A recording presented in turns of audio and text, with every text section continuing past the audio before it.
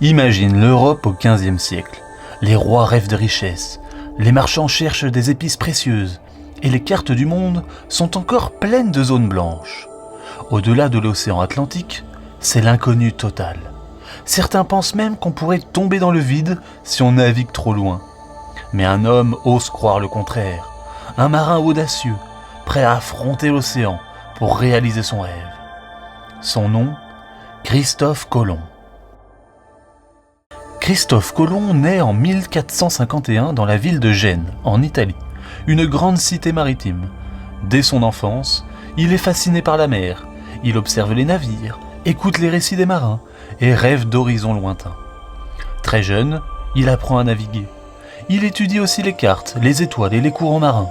À cette époque, les Européens commercent avec l'Asie pour obtenir des épices, de la soie et de l'or.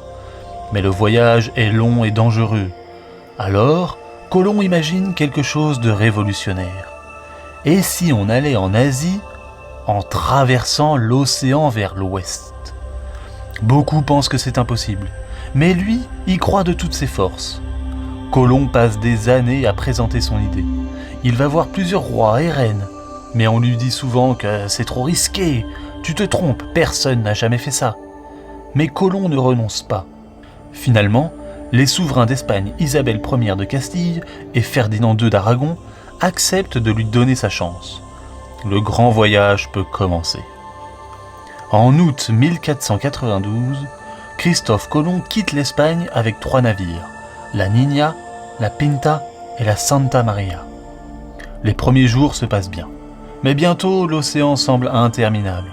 Les marins s'inquiètent, les réserves diminuent, l'eau se fait rare et la terre ne se montre pas. Certains veulent faire demi-tour, mais Colomb reste calme et déterminé. Il promet, la terre est proche. Et enfin, le 12 octobre 1492, un marin aperçoit la terre. Ils arrivent sur une île des Caraïbes dans le Nouveau Monde. Colomb pense avoir atteint l'Asie, mais en réalité, il vient de révéler à l'Europe l'existence d'un continent encore inconnu, l'Amérique. Sur ces terres vivent déjà des peuples, les habitants que Colomb appelle Indiens, car il croit être en Inde. Les premières rencontres sont parfois amicales, mais aussi pleines de malentendus. Les cultures sont très différentes, la langue n'est pas la même, les traditions et les façons de vivre sont complètement différentes. Avec le temps, ces rencontres deviennent de plus en plus compliquées et injustes pour les peuples locaux. C'est une partie importante de l'histoire à comprendre. Les peuples de ce nouveau monde vont énormément souffrir de la venue des Européens sur leur terre. Christophe Colomb effectue plusieurs voyages après le premier. Mais tout ne se passe pas très bien. Tempête violente, dispute avec son équipage ou problème avec les autorités espagnoles. Il est même arrêté et renvoyé en Espagne enchaîné. Malgré tout, il reste persuadé qu'il a trouvé une nouvelle route vers l'Asie. Il ne comprendra jamais complètement qu'il a découvert un nouveau continent. Christophe Colomb meurt en 1506, mais son voyage change le monde pour toujours. Grâce à lui, les cartes sont redessinées, de nouvelles routes maritimes apparaissent et les échanges entre continents commencent. Son histoire nous enseigne plusieurs choses: le courage d'explorer l'inconnu, la force de croire en ses rêves et l'importance de ne jamais abandonner.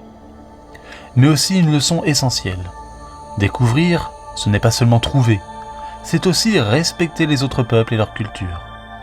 Christophe Colomb nous rappelle que les grandes aventures peuvent changer le monde, mais que chaque découverte doit être accompagnée de respect, de compréhension et de sagesse.